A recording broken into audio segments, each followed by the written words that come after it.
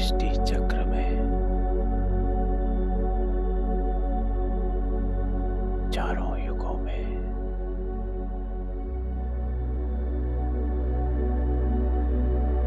अपने आप को देख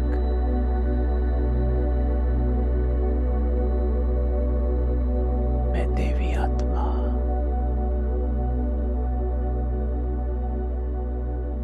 सतो प्रधान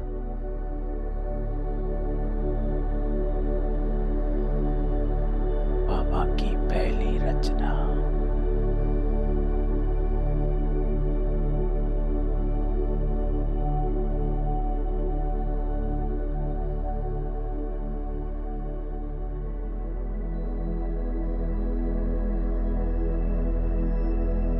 किसकी याद में बैठे हो?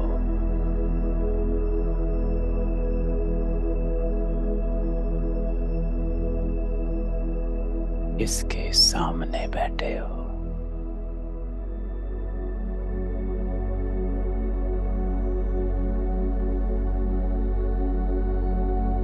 बाबा की नजरों में बच्चे और बच्चों की नजरों में बाबा।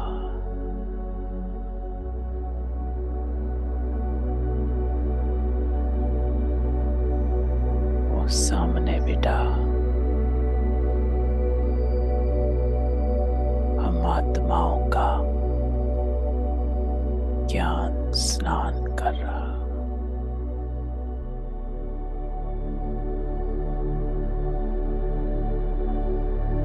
पावन बना रहा।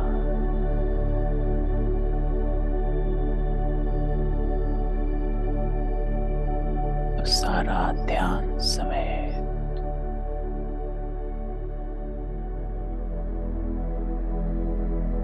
अपने आप को बाबा के सामने और सम्मुख लेकर जा।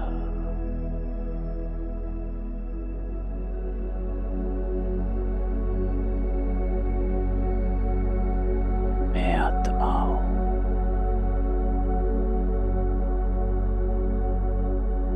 वो मेरा बाबा परमात्मा।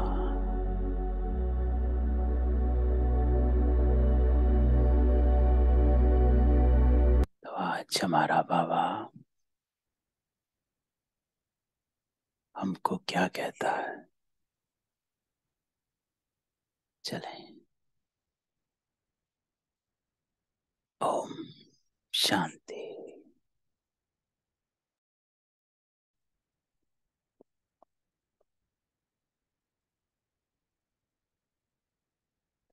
20 दिसंबर 2022। बाबा कहते हैं, मीठे बच्चे,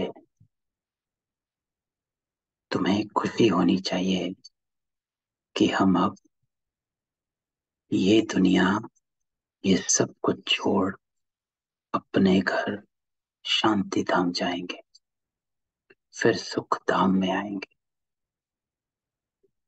तो आज बाबा पहली ही लाइन में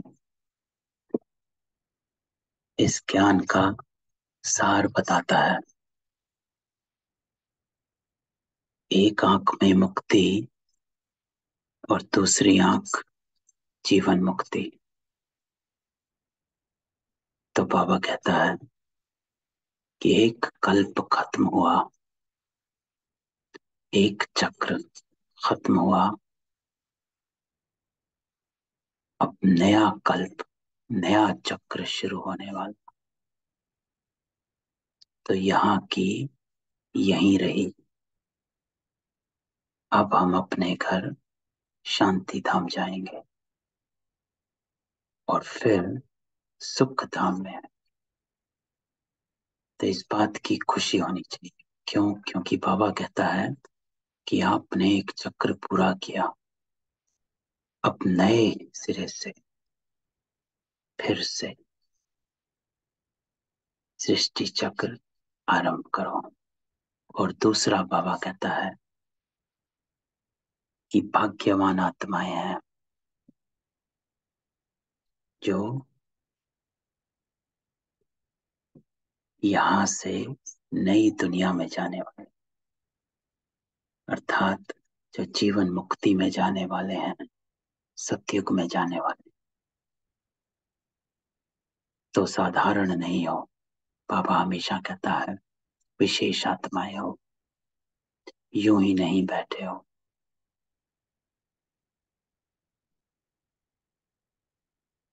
कल्प पहले भी यही थे, आज भी हो और कल्प बाद भी होंगे। तो इस बात की खुशी होनी चाहिए कि कौन सी आत्मा हो। ये भी ऊंच स्वमान है। बाबा कहते हैं कि आपको कौन सा पार्ट मिला है। कई आत्माओं को जो अन्य धर्मों की हैं, उनको ये पार्ट नहीं मिला। तो भाग्य है कि उनको ये पार्ट नहीं मिला, लेकिन आपको मिला। तो इस बात की खुशी होनी चाहिए। बाबा आज प्रश्न पूछते हैं, इस नाजुक रास्ते में निरंतर आगे बढ़ने के लिए कौन सी खबरदारी जरूरत है। तो बाबा कहता है एक रास्ता जो है नाजुक है, इसीलिए खबरदारी जरूरत है।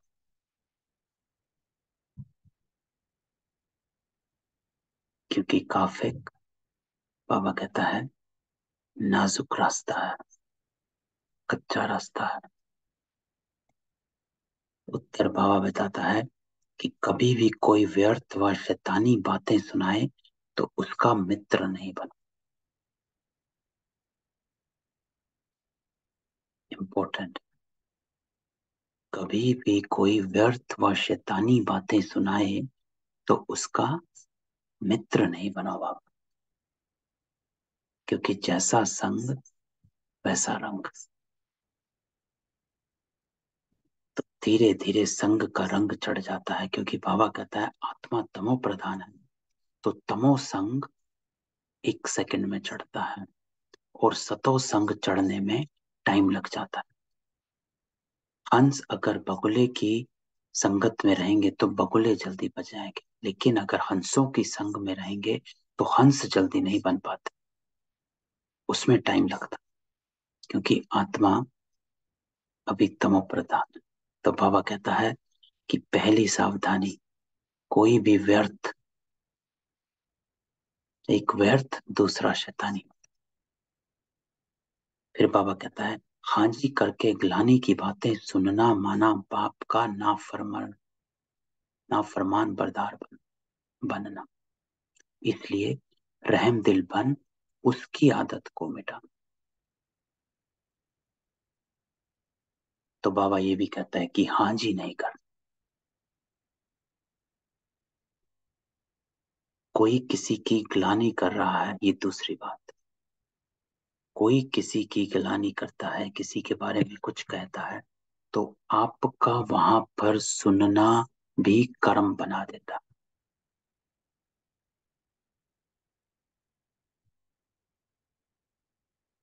तो बाबा कहता है इसलिए रहम दिल बन उसकी आदत को मिटाना, बाप का फरमान बरदार बनना है। एक, उसकी बात नहीं सुननी है। दूसरा,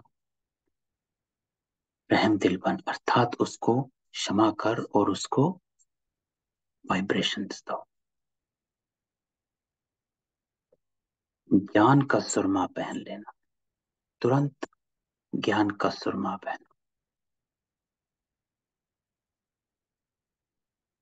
तो सुरमा आंखों में पहना जाता। तो बाबा कहता है अपना दृष्टिकोण बदलना, अपना नजरिया बदलना। जो परसेप्शन होता है किसी चीज को देखकर सुनकर, उसको तुरंत परिवर्तन करो। बाबा कहता है ज्ञान का सुरमा पहन लो, अर्थात हर चीज को ज्ञान के नजरिए से देखो कि कोई भी आत्मा कुछ भी कर रही है वो अपना पार्ट प्ले कर रही है। है ना। और दूसरा बाबा जो कहता है कि हर आत्मा इस वक्त वशीभूत है किसी ना किसी विकार के संस्कारों के। तो आप दाता के बच्चे बन, जो बाबा कहता है सुख देव आत्माएं हो। तो सुख देव अर्थात सदा सुख की वाइब्रेशंस निकले, सुख स्वरूप आत्माएं। तो दाता के बच्चे हो, तो आपको देना है। क्या देना है? क्षमा, रहम और शांति और शक्ति। तो बाबा कहता है यही बहुत नाजुक रास्ता है, जिसमें खबरदार होकर चलने से ही आगे बढ़ते जाएंगे। तो बाबा कहता है सबसे ज्यादा जो कच्चापन होता है वो होता है व्यर्थ बातें सुनने सुनाने में, किसी को मित्र बनाने में, जो संगत है। दूसरा बाबा कहता है कोई भी कहीं भी बात सुनते हो तो तुरंत ज्ञान का संभव है, रहम दिल बन जाओ। गीत, तो आज बाबा ने गीत भी इसी पर चलाया, इस पाप की दुनिया से दूर कहीं ले चल। तो चल, बाबा के साथ बैठ के इस गीत को सुनते हैं और ऐसा अनुभव करते हैं कि हम आत्माएं अपने बाबा के सम्मुख हैं। जैसे कल बाबा ने अपनी मुरली में एक ही बात बार बार रिपीट करी थी कि तुमको पढ़ाता कौन है, कौन ये शब्द बोल रहा है। तो चलते हैं बाबा के साथ।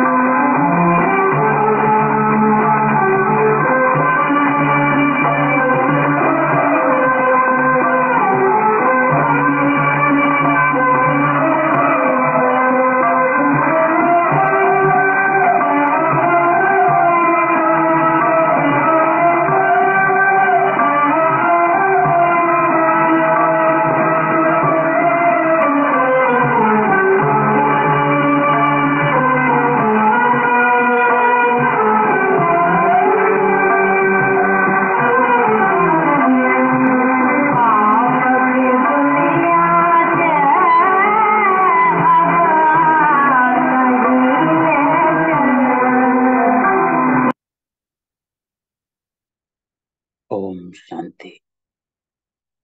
बाबा कहते हैं आत्मिक स्थिति में बैठकर आज मुरली को धारण कर लेना है। तो बाबा कहता है मीठे बच्चे, अब तुम समझदार बने हो, है ना। तो संडे को बाबा ने कहा था मास्टर ज्ञान सूर्य है, लेकिन दीपक नहीं बनना है, क्योंकि दीपक के तले अंधेरा होता है। आपको लाइट हाउस बनना है। तो बाबा कहता है अब तुम समझदार बने हो और फील करते हो कि पहले हम कितने बेसमझ थे।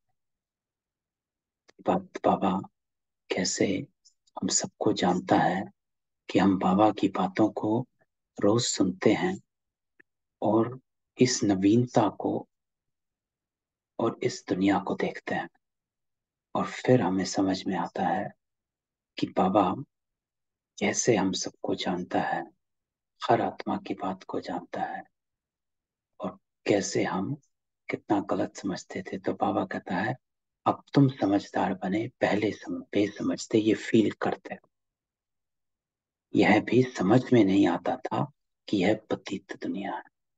सबसे इंपॉर्टेंट बात यही है कि ये समझ में नहीं आता था कि ये पतित दुनिया है। दुखी थे लेकिन दुख का कारण नहीं पता था। रेस थी, कंपटीशन और कंपैरिजन में चल रहे थे। तो बाबा कहता है और इसी भारत में जब देवी देवताओं का राज्य था तो पावन सुखी थे। तो बाबा कहता है दुनिया कैसे पावन बनती है और पावन से कैसे पतित हो जाती है। पतित दुनिया, विकारी दुनिया, जहां पर विकार है, विकर्म है, स्वार्थ है, ऐसी दुनिया। बाबा कहता है उसमें कोई दुख की बात नहीं थी सत्युग में, परंतु यह भी निश्चय नहीं होता था कि स्वर्ग में सदैव सुख होगा। ये बात भी बाबा कहता है कि अगर स्वर्ग है तो शास्त्रों में तो स्वर्ग में भी असुर दिखाए। बाबा कहता है इस बात पे निश्चय नहीं होता था कि स्वर्ग में सदैव सुख होता। स्वर्ग का किसको पता नहीं था, क्योंकि शास्त्रों में जो स्वर्ग बताया गया उसमें असुर भी दिखाए गए। राम के साथ रावण और कृष्ण के साथ कंस, सब दिखाया गया। तो बाबा कहता है मनुष्य तो समझते हैं वहां भी दुख था, यह है बेसमझी। तो बाबा कहता है ये जो दुख होता है ना, इसमें मेन बात जो बाबा बताता है कि ये दुख जो है, ये दुनिया एज अ होल बन जाती है पतित, तो दुख शुरू हो जाता है। और दुनिया एज अ होल जब पावन बन जाती है तो सुख हो जाती है, क्योंकि सभी पावन है। जब एज अ होल पावन हो जाता है तो दुख कहीं रहता नहीं। तो बाबा कहता है अब तुम बच्चे समझदार हो। बाबा ने आकर समझाया, उनकी श्रीमत पर तुम चल रहे हो। मनुष्य कहते भी हैं कि ये पतित दुनिया है ना, पतित पावन सीताराम। तो बाबा कहता है सब मनुष्य कहते हैं पतित दुनिया। स्वर्ग पावन दुनिया थी, पावन दुनिया में भी दुख हो फिर तो दुख की ही दुनिया हो। तो ये बात बाबा बताता है कि पावन दुनिया में दुख कैसे हो सकता है, क्योंकि दुख कौन देता है, दुख का कारण क्या होता है? पतितपना, विकारीपना, स्वार्थपना। जब दुनिया पावन है तो वहां ना पतितपना है, ना विकार है, ना स्वार्थ है, तो दुख हो नहीं सकता। तो बाबा कहता है ये दोनों चीजें एक साथ एग्जिस्ट कर नहीं सकती। ये समझ बाबा हमें देता है, फिर गीत भी रॉन्ग हो जाता है। कहते हैं हे बाबा ऐसी जगह ले चलो जहां आराम सुख चैन हो, है ना, इस पाप की दुनिया से दूर कहीं ले चल, जहां आराम सुख चैन हो। बच्चे यह भी जानते हैं स्वर्ग सोने की चिड़िया थी, देवी देवता थे, कहते भी हैं हम एक दो को दुख नहीं देते थे, परंतु फिर कह देते कि दुख सुख सब परंपरा से चला। तो बाबा कहता है कि इसको कोई जानता नहीं है कि एक सुख की दुनिया है जहां दुख है ही नहीं। कोई भी धर्म वाला इसको नहीं मानता। सन्यासी भी कहते हैं सुख कागविष्टा समान। क्यों? क्योंकि उन आत्माओं ने सुख देखा नहीं, अनुभव नहीं किया है। तो जब आत्मा में अनुभव नहीं है तो आत्मा उस चीज को, जिसका एक्सपीरियंस नहीं किया हुआ है, तो आत्मा उस चीज को मानती नहीं। इसीलिए कि सुख को भी कुछ ही आत्माएं मानती है। बाबा कहता है कृष्ण पर भी झूठे कलंक लगाती है। कहा जाता जैसे पतितों की दृष्टि वैसी सृष्टि, समझते हैं सारी सृष्टि पतित ही है ना? तो इस समय उन्हों की दृष्टि ही पतित है।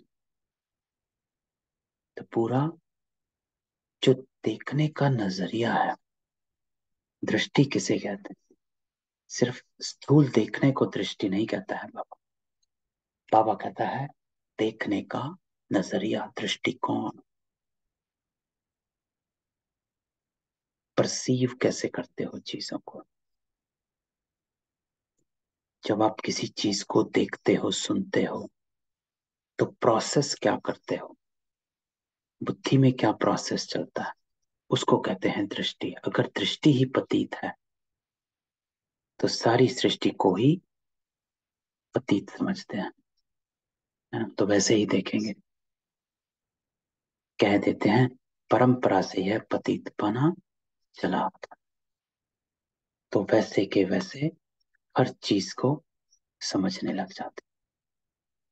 दूसरा पैरा, तो बाबा कहता है अभी तुम बच्चों में समझ आती जाती, सो भी नंबरवार पुरुषार्थ अनुसार। तो हमेशा बाबा यही कहता है, नंबरवार पुरुषार्थ अनुसार। क्यों?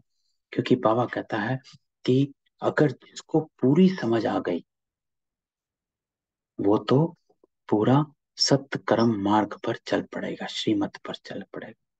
जिसको थोड़ी आई है वो थोड़ा चलेगा। तो बाबा कहता है बच्चों को परम पिता परमात्मा की डायरेक्शन मिलती है। इसलिए नेक्स्ट लाइन बाबा बोलता है कि बाबा तो डायरेक्शन देता है, कुछ थोड़ा चलते हैं, कुछ पूरा चलते हैं, कुछ डाइल्यूट कर कर चलते हैं। क्यों? क्योंकि बुद्धि में ठहरता है नंबरवार पुरुषार्थ, एक्सेप्टेंस जितनी है। तो बाबा कहता है आत्माओं को बाप बैठ समझाते हैं। तो बाबा कैसे आकर हम सबको सामने बिठाकर समझाता है। तो ऐसा अनुभव करो जैसे बाबा, जब ये मुरली बाबा ने पहली बार चलाई तो बाबा ने उन सब आत्माओं को इमर्ज किया जो ये मुरली सुनेगी, चाहे आज सुने या तब सुनी हो। तो बाबा कहता है आत्माओं को बाबा बैठ समझाते हैं। सब आत्माएं पतित हैं, इसलिए पतित आत्मा को पाप आत्मा कहा जाता है। तो बाबा कहता है इस बात की भी एक्सेप्टेंस होनी चाहिए कि मैं अभी पतित आत्मा। बाबा आत्माओं से बात करते, तो बाबा हम सब बच्चों से बात करते हैं। अपने को आत्मिक स्मृति में स्थित कर, ऐसा अनुभव कर कि बाबा मुझसे वन ऑन वन बात करता है, सामने बिठाकर बाबा मुझे समझा रहा है। बाबा कहता है तुम हमारे अविनाशी बच्चे हो। तो हम वो बच्चे हैं जो जिनका कभी विनाश नहीं, अर्थात हम और बाबा सदा साथ, अविनाशी बच्चे।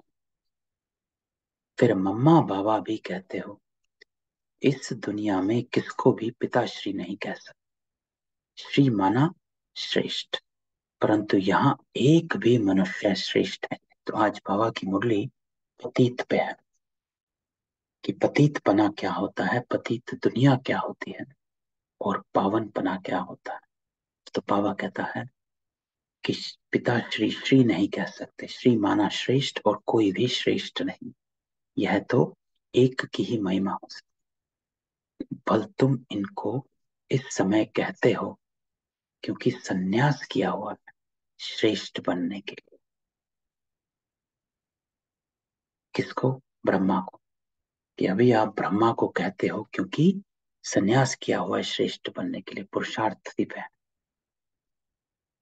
तुम जानते हो हम अभी फरिश्ते बनने वाले। तो ये भी बाबा नशे की बात कहता है कि ऊंच ते ऊंच बनने वाले। तो एक सेकंड अपने आप से ये बात कहनी है कि हम अभी फरिश्ता बनने वाले,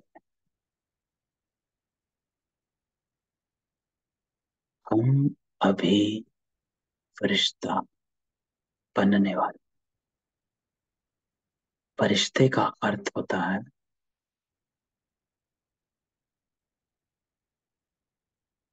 जिसको इस दुनिया से, इस मिट्टी की दुनिया से कोई भी आकर्षण नहीं, जिसका फर्श से कोई रिश्ता नहीं, अर्श पर रहते। अर्श कहा जाता है आसमान। तो फरिश्ता जो होता है वो डिटैच रहता है। फरिश्तों के पांव जमीन पर नहीं लगते, हमेशा उड़ते हुए दिखाते। और उसका अर्थ होता है, आध्यात्मिक अर्थ, कि फरिश्ते मिट्टी में अपने आप को मैला नहीं करते, अर्थात शरीरों में नहीं। दूसरा, फरिश्ता जब काम करते हैं, अपना काम किया और उड़ गए, वहां खड़े नहीं रहते हैं काम का रिजल्ट देखने के लिए, फल देखने के लिए कि हुआ कि नहीं हुआ। काम किया और उड़ गए। इसको कहा जाता है कर्मातीत अवस्था, कि हमने कर्म किया लेकिन हम उसके फल से अपने आप को अटैच नहीं रखेंगे। अरे कैसा हुआ, खाना अच्छा बना, किसी ने तारीफ करी, नहीं, बाबा कहता है मेरी याद में बनाएगा तो अच्छा ही होगा, मेरी याद में कर्म करेगा तो सफल ही होगा। संडे की मुरली, बाबा कहता है, बाबा ने कहा है तो हुआ ही पड़ा है। निश्चय और निश्चिंतता सफलता का पता है, हुआ ही पड़ा है।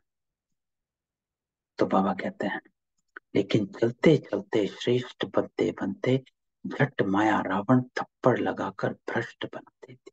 अब यहाँ पर हमें अटेंशन रखना कि बाबा के मार्ग पर हम सुबह सुबह मुरली सुनकर चल तो पड़ते हैं, अपने से प्रतिज्ञा भी करते हैं कि आज का दिन कमाई करनी है, जमा करना है, फुल पास होना है।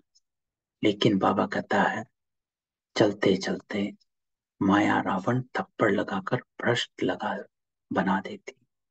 भ्रष्ट को श्री कह नहीं सकते, श्री लक्ष्मी, श्री नारायण, श्री राधे, श्री कृष्ण कहते। मंदिरों में भी जाकर उन्हों की महिमा गाते, अपने को श्रेष्ठ कह नहीं सकते। अब तुम बच्चों ने समझा भारत श्रेष्ठ था, वहां मूत पलिति नहीं थे, शुद्ध श्रेष्ठ थे। मूत पलिति बाबा कहते हैं जो विकारों से पैदा होते हैं, तो बाबा कहते हैं वहां विकारों से पैदा नहीं होते, शुद्ध और श्रेष्ठ। बाप की महिमा है ना, मूत पलिति कपड़ों को धोकर कंचर बना देते हैं, अर्थात ये विकारी शरीर, ये अर्थ है मूत पलिति कपड़ धोए का, कि इस विकारी शरीर को बाबा हटाकर और कंचन काया देता, अर्थात एकदम शुद्ध और पवित्र। जब आत्मा शुद्ध हो जाती है तो बाबा कहता है काया भी शुद्ध मिलती है। इस समय तो सभी पतित बरोबर है भी रावण राज्य, मनुष्य रावण को वर्ष वर्ष जलाते, परंतु जलता ही नहीं, फिर खड़ा हो जाता। यह भी मनुष्यों को समझ में नहीं आता, जबकि जला देते हैं फिर हर वर्ष नया क्यों बनाते। इससे सिद्ध होता है रावण राज्य गया नहीं है ना। ये तो एक स्टोरी है बाबा की, कि एक बार दशहरा हुआ और बाबा कहता है कि जाओ जाकर सब जगह पोस्टर लगा दो कि रावण अभी मरा नहीं। तो बाबा कई बार ऐसी ऐसी युक्तियां बताते कि जाओ करो। तो बाबा कहते हैं, स्वर्ग में जब राम राज्य होता तब वहां रावण की एफिजी निकालेंगे नहीं। कहते हैं रावण को जलाया फिर लंका को लूटा, रावण की लंका सोनी बताते हैं, परंतु ऐसा है नहीं। बाबा कहता है ये सारी दुनिया लंका, ये आइलैंड है, सारे वर्ल्ड पर रावण का राज। ये भी तुम बच्चे समझते हो। तो बाबा कहता है सारे वर्ल्ड पर रावण का राज, अर्थात सारी दुनिया पतित है, भिखारी है। तो बाबा कहता है कॉलेज में कोई बेसमझ जाकर बैठे तो क्या समझ सके, कुछ भी नहीं, वेस्ट ऑफ टाइम करेंगे। तो बाबा कहता है ये ईश्वरीय कॉलेज है, इनमें नया आदमी कोई समझ नहीं सकेंगे, इसलिए 7 रोज क्वारंटाइन में बिठाना पड़े। तो बाबा 7 रोज का जो कोर्स कराते थे, उस 7 रोज बाबा ऐसा पक्का करता था कि किसी से बात नहीं करनी, को कुछ कहना है तो लिख कर दो। बाबा ऐसे करवाता था, लिख कर दो, बात नहीं करनी, और अपना मौन में रहना। ऐसे बाबा क्वारंटाइन कराते थे। तो बाबा कहता है जब तक लायक बने, फिर भी अच्छा आदमी रिलीजियस माइंडेड है, तो उनसे पूछना है परम पिता परमात्मा तुम्हारा क्या लगता है? वो है आत्माओं का पिता, और प्रजापिता भी तो बाबा है। वे पॉइंट बड़ी अच्छी, परंतु बच्चे इस पर इतना हर्षित नहीं होते।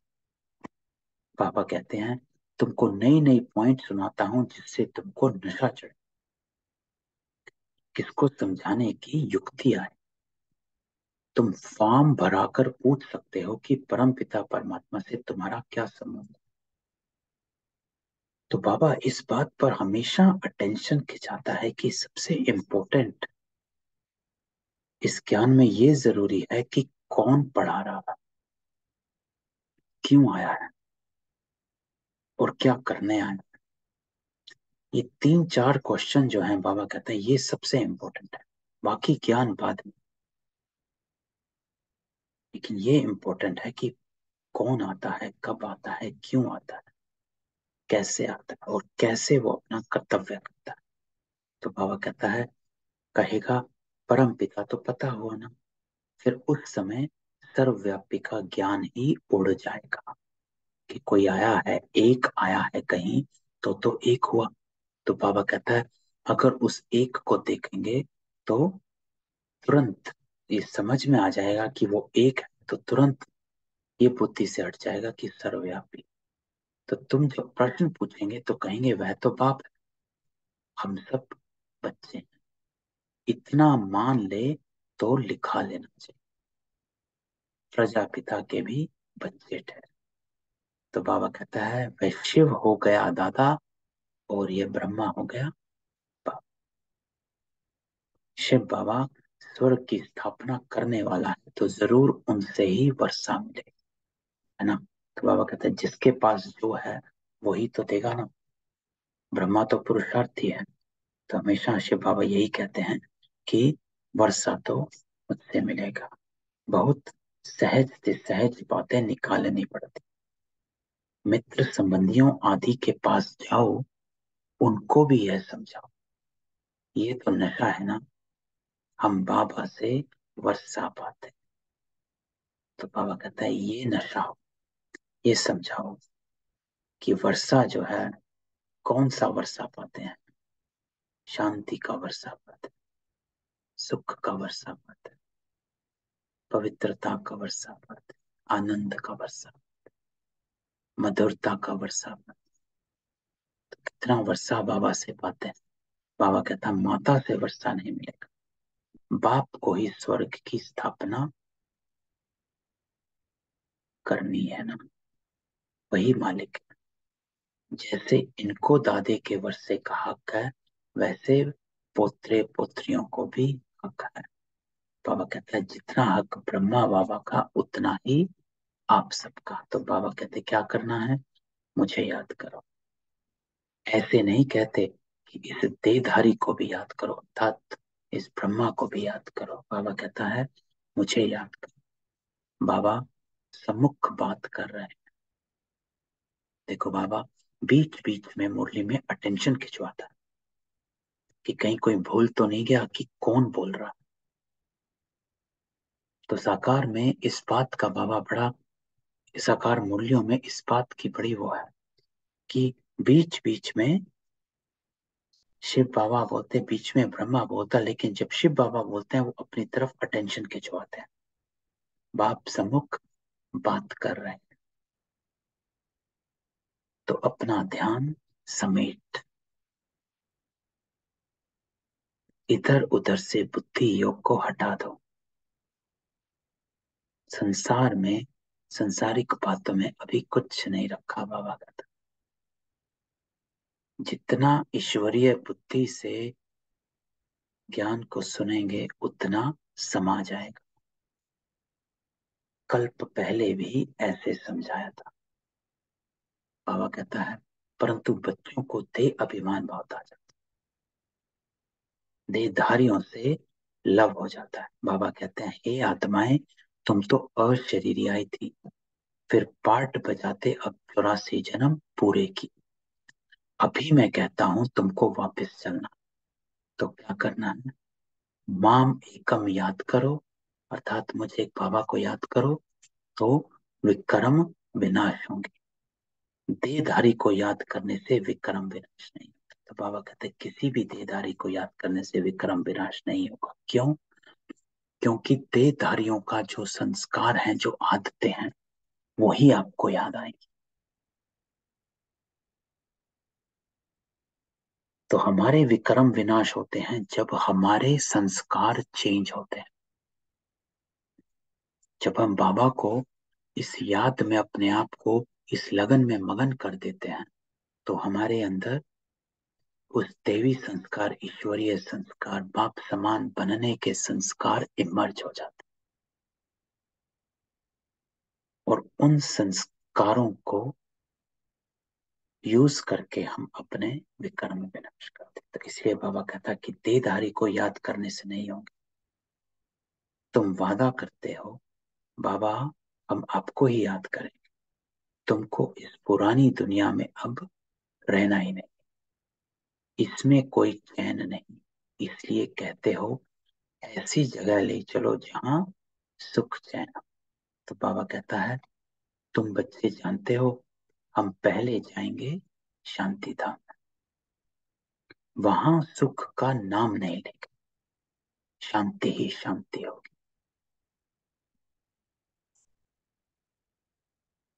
तो देखो आज बाबा कहता है कि परम धाम में सिर्फ शांति है।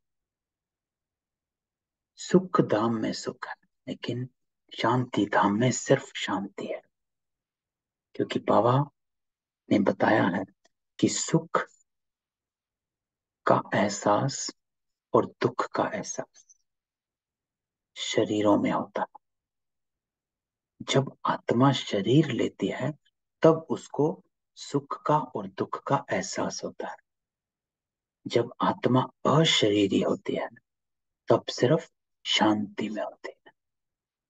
इसलिए बाबा कहते हैं कि शांति धाम में शांति ही शांति है, सुख का नाम निशान नहीं। तो ये समझ हमें होनी चाहिए ना, ज्ञान को हमने अर्थ सहित समझ लेना है। जब हम ऐसे बाबा की साकार मुरलियों को अर्थ सहित समझते रहते हैं तो हमें किसी की क्लास की जरूरत नहीं। सारा ज्ञान बाबा की मुरली में। अगर हम सिर्फ मुरली को अच्छे से अध्ययन कर डालें, जो बाबा कहता है कि सवेरे सवेरे उठ विचार सागर मंथन कर, तो हमें किसी की क्लास की जरूरत नहीं। मुरली अपने में ही इतनी पावरफुल होती है, इतनी चर्निंग होती है, सारा कुछ उसमें समाया होता है ना। जैसे ब्रह्मा बाबा मम्मा, कौन सी क्लास? कोई क्लास नहीं, मुरलियां आधार बनी। तो मुरली हमारा आधार। तो बाबा कहते हैं फिर जाएंगे शांति धाम में, वहां फिर शांति का नाम नहीं लेंगे, क्योंकि वहां सुख शांति सब है। जब दुख है तो अशांति है ना, जब सुख है तो शांति है ही। तो वहां शांति की, जो कहते हैं ना, गुप्त लुप्त है अंदर ही। सुख के साथ शांति समाई हो, और जहां दुख है वहां अशांति। सुख में तो शांति है ही, परंतु वह शांति धाम नहीं। शांति धाम है आत्माओं का स्वीट होम। देखो जो सैटरडे को हमने योग की क्लास करी, जो योग का दूसरा कदम परम धाम, तो परम धाम का एहसास, स्वीट साइलेंस, और कोई संकल्प नहीं, एक ही संकल्प में स्थित करना।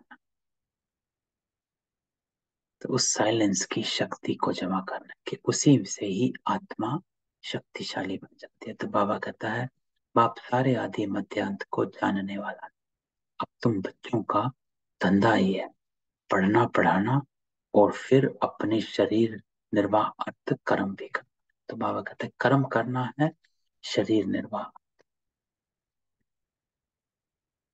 कोई लालच के अर्थ नहीं, लोभ के अर्थ नहीं, ये करना है वो बनना है उसके अर्थ नहीं। शरीर निर्वाह अर्थ जितना जरूरी उतना कर्म करते चलो। तीसरा पैरा तो बाबा कहता है, तुम जानते हो हम इस मृत्यु लोक से अमर लोक चले जाएंगे वाया शांति धाम। ये बुद्धि में याद रखना जब तक तुम ट्रांसफर हो जाओ। तो बाबा कहता है ये सदा बुद्धि में रखना कि हमें वाया शांति धाम जाना, अर्थात हम ये शरीर छोड़ पहले आत्मिक रूप में रहेंगे और फिर हम दूसरा शरीर लेंगे। तो जब हम शांति धाम पहुंचेंगे तो अपने पवित्र ओरिजिनल स्वरूप में होंगे, पवित्र पावन बनेंगे पहले, क्योंकि शांति धाम पहुंचने का अर्थ बाबा कहता है पावन बनना।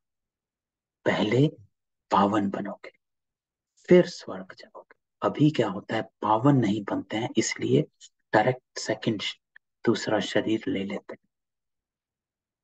तो बाबा कहता है ये बुद्धि में सदा याद रखना, अपनी पढ़ाई की रिजल्ट तक पढ़ना पड़े, जब तक मृत्यु नहीं हुआ पढ़ना ही है।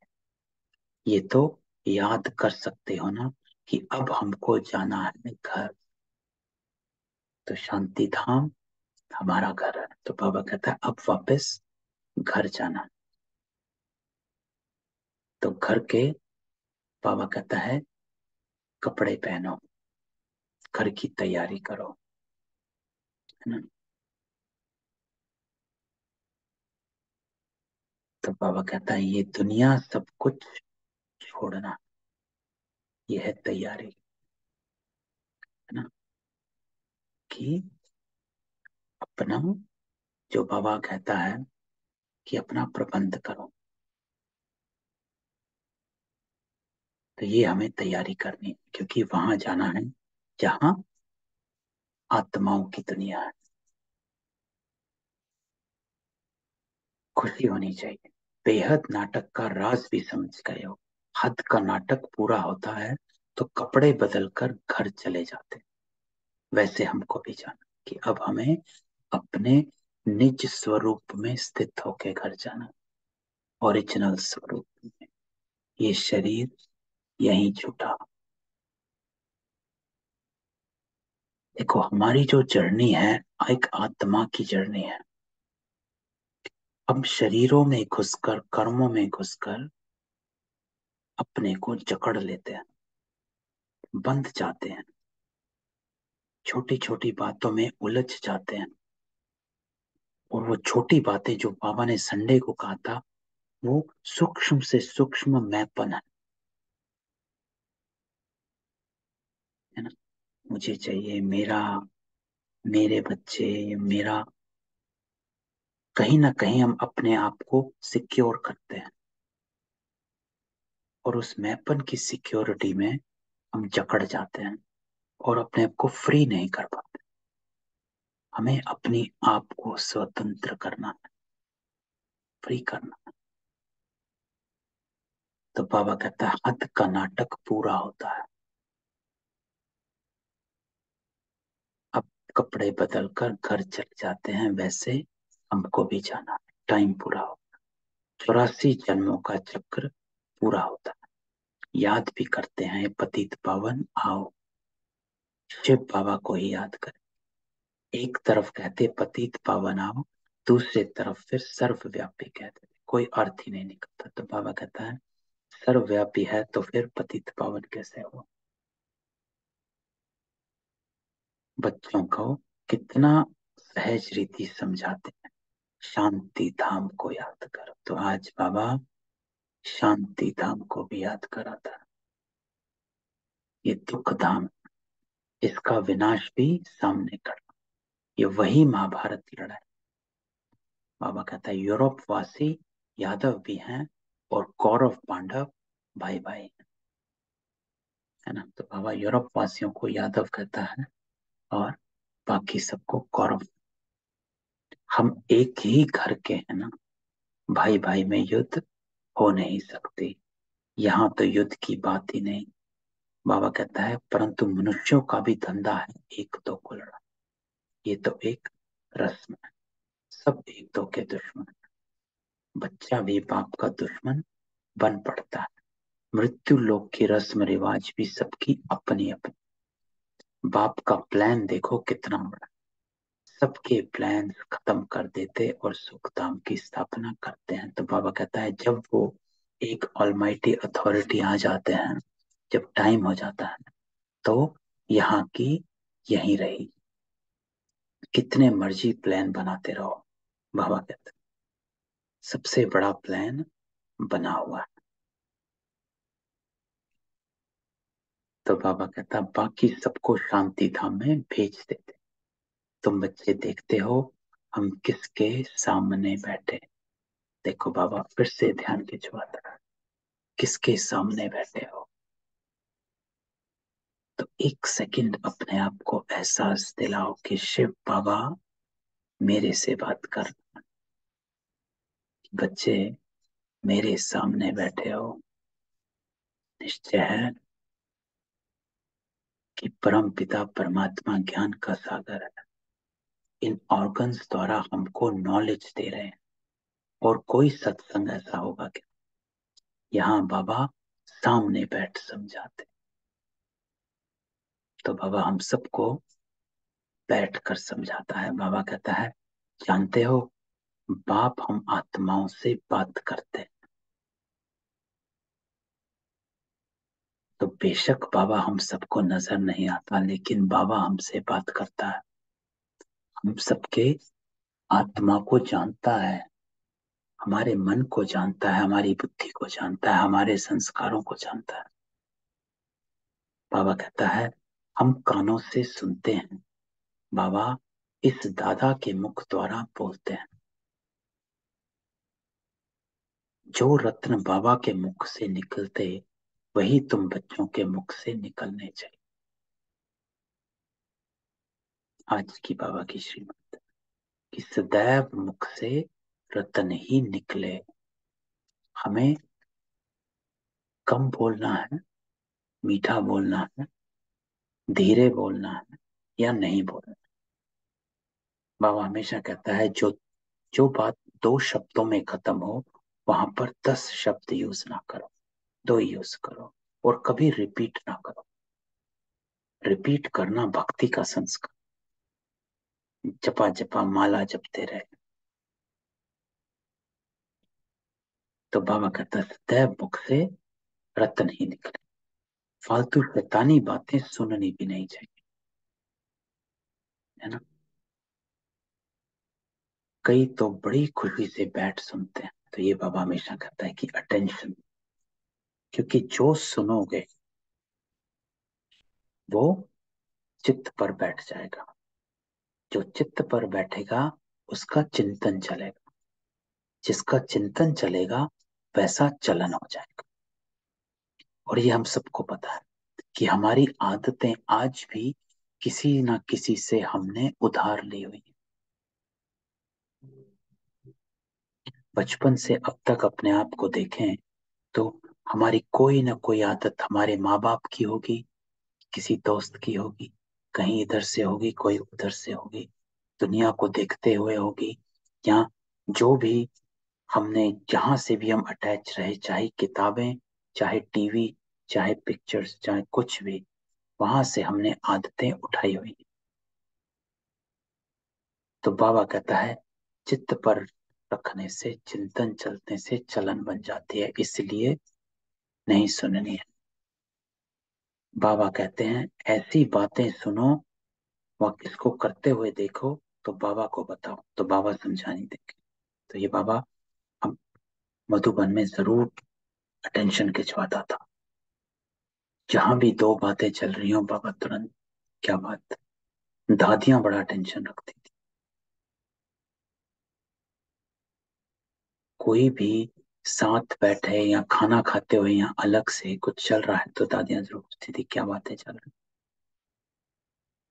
नहीं, क्या होता है, नहीं तो वह पक्के हो जाते हैं। तो बाबा कहते हैं समझानी देनी है, परंतु ऐसा होता रहता है। बाबा को सुनाते नहीं हैं कि बाबा ये फालतू बातें सुनाते हैं, इनको मना की जाए तो आदत मिट जाए।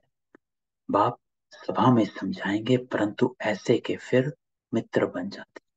माया अच्छे अच्छे बच्चों की बुद्धि भी पत्थर बना देती है। तो बाबा कहता है पता नहीं चलेगा, धीरे धीरे ये आपकी आदत बन जाएगी और फिर ये आपकी बुद्धि को पत्थर का बना देगी। तो अभी लगता है अरे थोड़ा सा सुन लेते हैं, कोई बात नहीं, एक बात सुन लेते हैं, कोई बात नहीं। तो बाबा कहता है धीरे धीरे वो रस खींचेगा, जिसको बाबा कहता है कि माया जो है, अगर दरवाजे बंद करोगे तो छोटी सी खिड़की से भी आ जाएगी।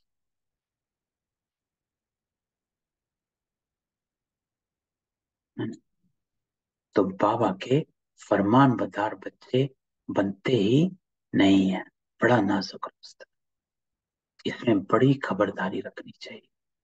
तो बाबा कहता है रहम दिल बन, किसमें आदत है तो मिटानी चाहिए,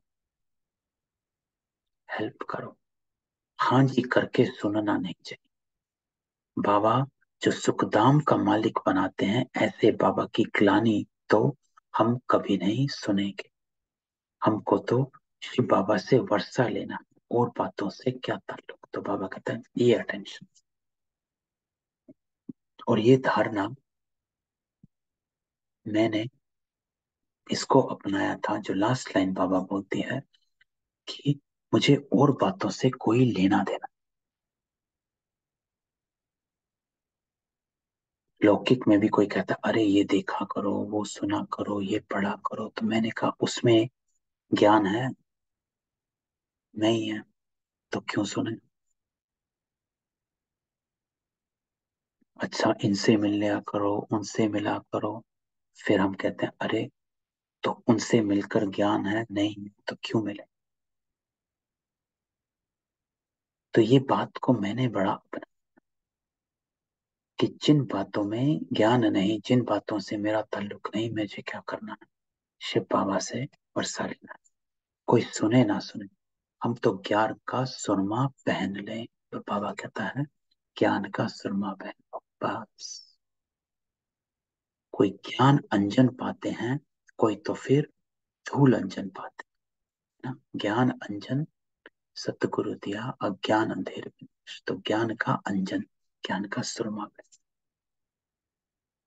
अर्थात मेरा दृष्टिकोण ज्ञान का।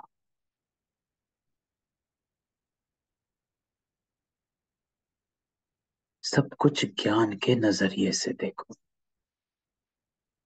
और जो हम देखते हैं स्थूल में, देखो इसमें ज्ञान है नहीं है, तुरंत अपने आप को विड्रॉ करो। सबसे अच्छी आदत जो ब्राह्मण जीवन में सबसे महत्वपूर्ण है और सबसे मोस्ट इम्पोर्टेंट है, वो आदत है विड्रॉ करने की। तुरंत अपने आप को विड्रॉ करना। कुछ देखते हैं तुरंत विड्रॉ कर लो, 2 के 3 मिनट ना हो जाए। टीवी देख रहे हैं विड्रॉ कर लो कि टाइम वेस्ट हो रहा है। फोन पर लगे हैं social media, withdraw, time waste नहीं करना।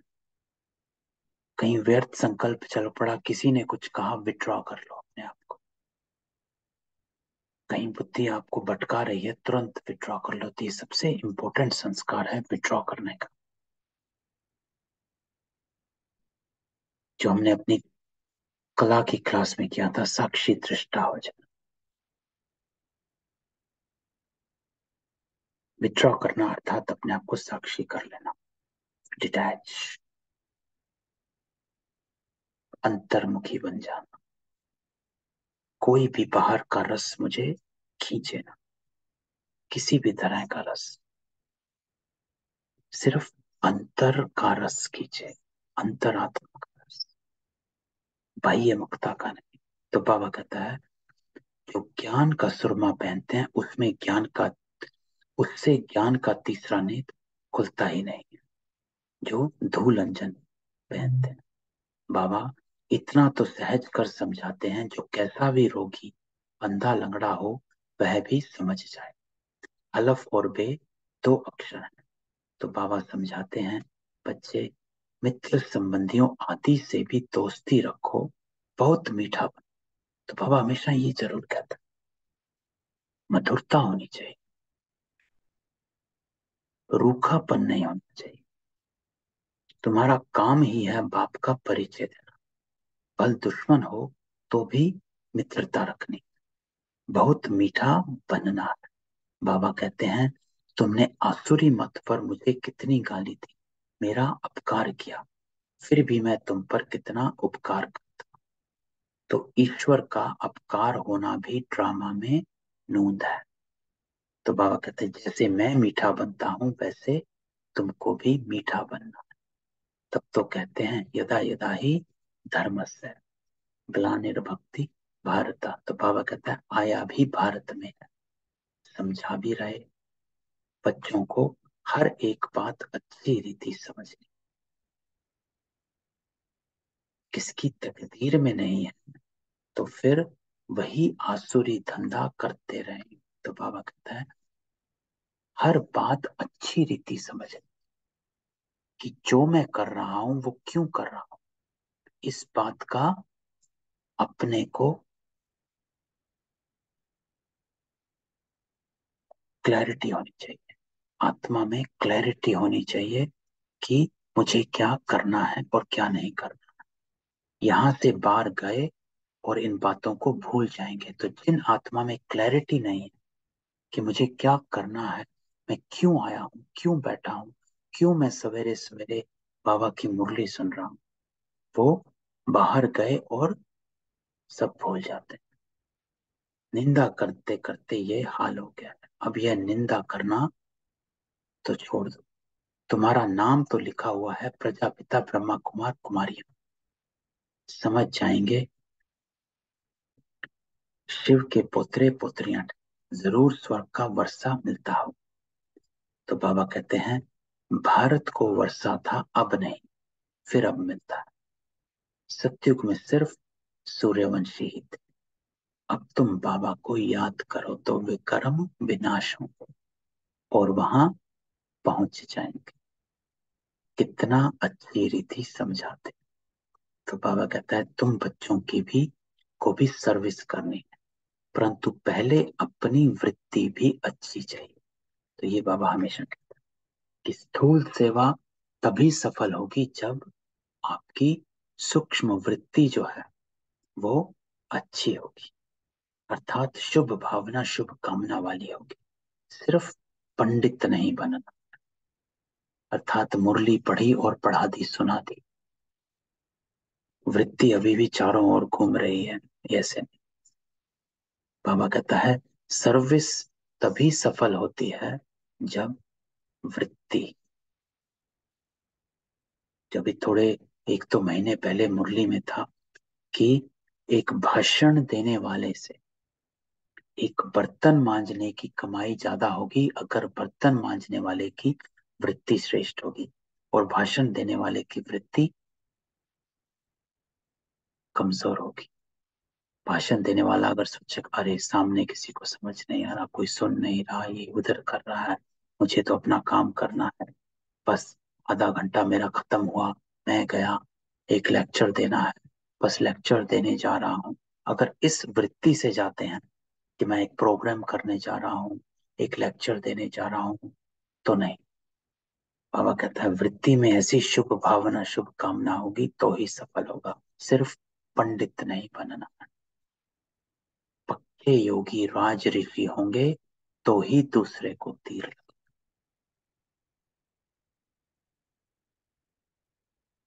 तो योगी क्या होता है? डिटैच।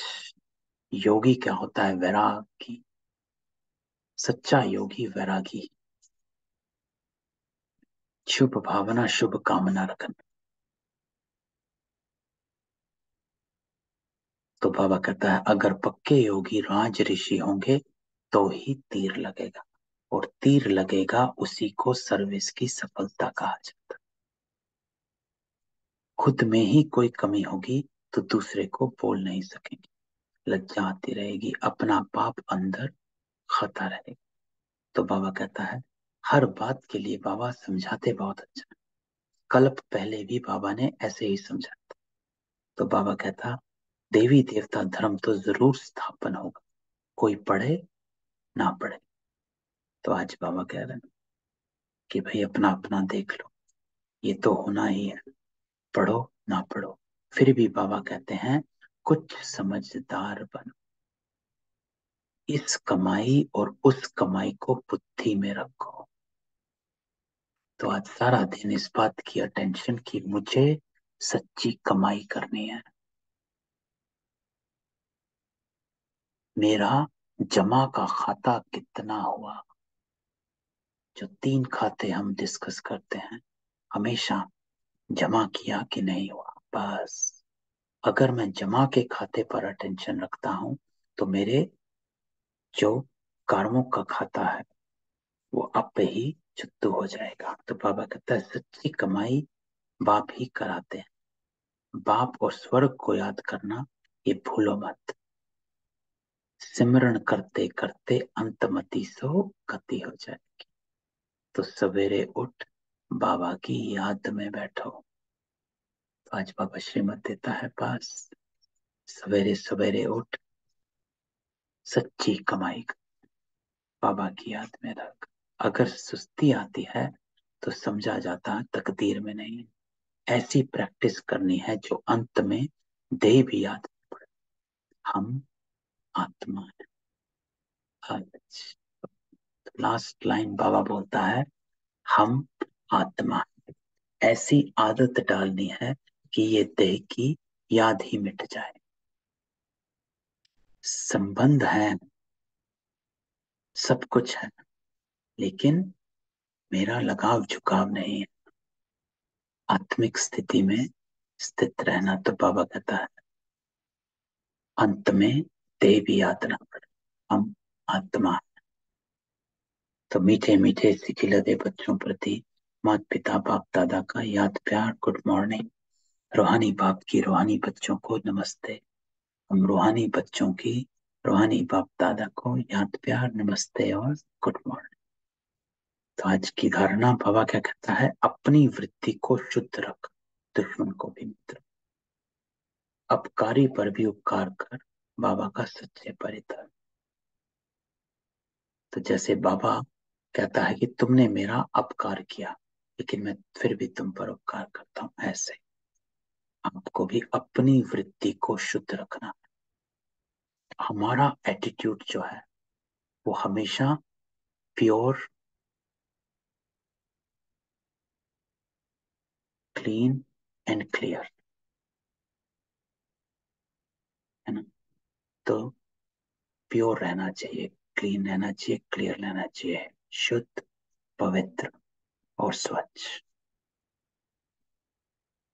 चाहे कोई कुछ करे, क्योंकि हमें नंबर 1 बनना, आगे बढ़ना।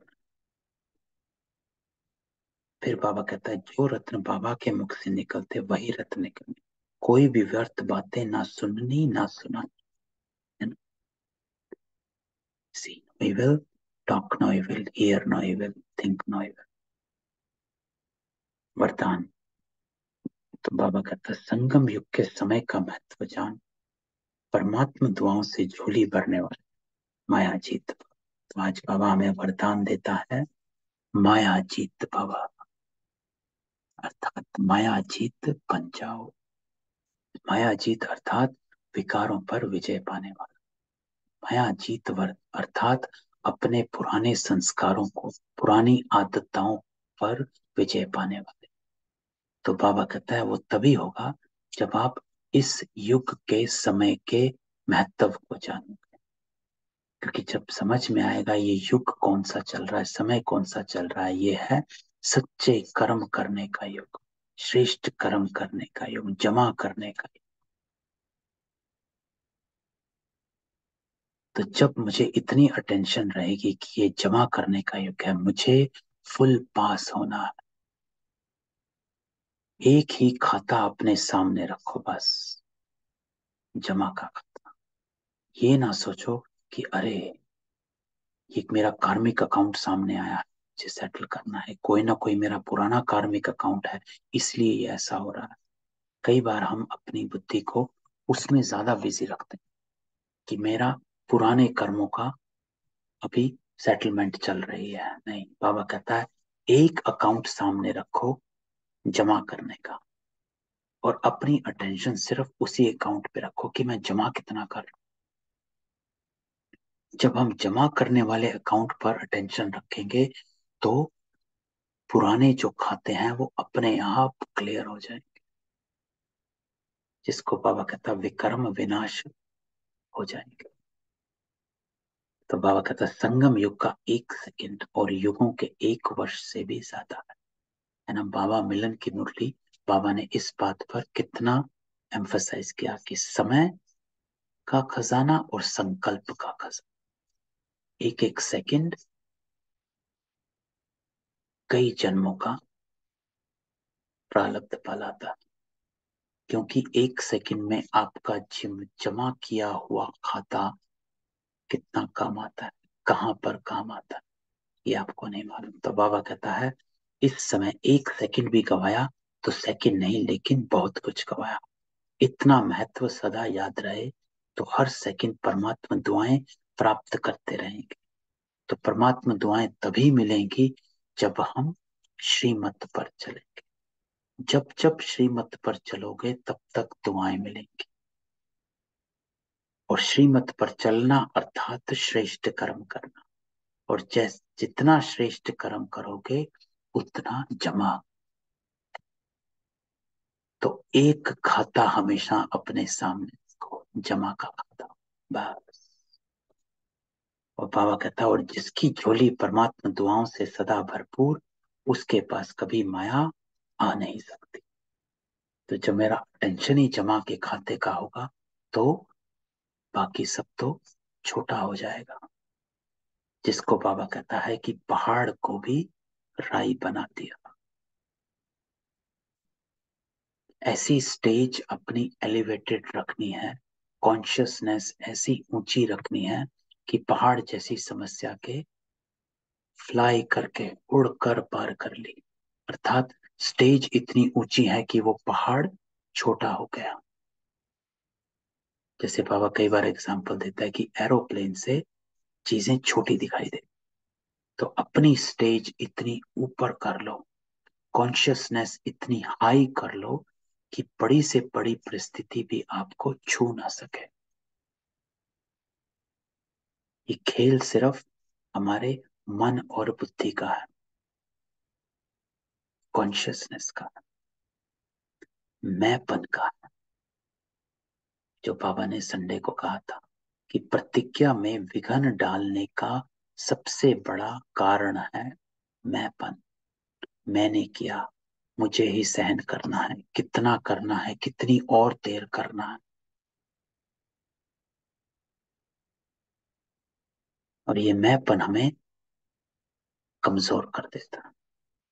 तो बाबा कहता है अपनी कॉन्शियसनेस को इतना एलिवेट कर दो कि मैंपन एकदम नीचे जमीन में चला जाए, दूर से ही भाग जाए। तो समय को बचाना यही तीव्र पुरुषार्थ, तीव्र पुरुषार्थी अर्थात सदा माया जी। स्लोगन जो बाबा कहता है जो आज्ञाकारी हैं वही बाप की और परिवार की दुआओं के पात्र हैं ना? तो यही तो बाबा ने वरदान दिया, और यही बाबा ने मुरली में कहा कि जो मेरी श्रीमत पर चलता है वो परमात्मा दुआओं का भागी हो जाता, पात्र बन जाता। ओम शांति।